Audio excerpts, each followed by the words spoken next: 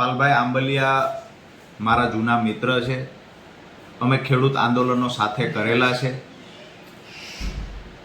108 દિવસ જેટલો સમય જેલમાં રહ્યા, તો સ્વાભાવિક છે કે મિત્રતાના નાતે આજે પાલભાઈ મળવા આવ્યા હતા. પાલભાઈની સાથે અમુક સ્વાભાવિક છે કે પાલભાઈ કિસાન કોંગ્રેસના ચેરમેન છે, તો એની સાથે અમુક નેતાઓ પણ સાથે હોય.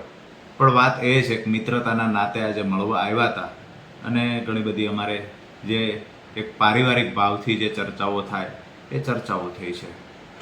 એવું પણ પાલભાઈ કીધું કે અમિત ચાવડા સહિતના નેતાઓ આપના સંપર્કમાં છે, શું કહેશો?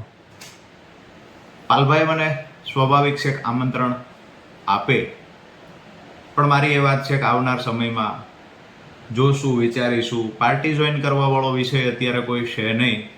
બસ આવ્યા, મિત્રતાના ભાવથી ચર્ચાઓ થઈ. આવનાર સમયમાં જે ટૂંક સમયમાં અમે એક ખેડૂત મિટિંગનું આયોજન કરીએ છીએ, જેમાં અમારા જે ખેડૂત કાર્યકર્તાઓ છે, આ કાર્યકર્તાઓ સાથે મળવાના છીએ. જે અત્યારે મુદ્દાઓ છે જે ખેડૂતના, જે ખેડૂતોને પીડા આપે છે, હું જેલમાં હતો એ દરમિયાન જે સ્થાનિક પ્રશ્નો ઉદ્ભવ્યા છે, તો એને લઈને પણ જે નાની મોટી રજૂઆતો કરવાની હોય, તો એને લઈને અમે અત્યારે આગળ વધી રહ્યા છીએ. કોઈ રાજકીય પાર્ટીના આગેવાનો મળવા આવે સ્વાભાવિક છે. એમના તરફથી જે કોઈ વાત મૂકવામાં આવે, પણ પાલભાઈ તરફથી એક મિત્રતાના ભાવે ખબર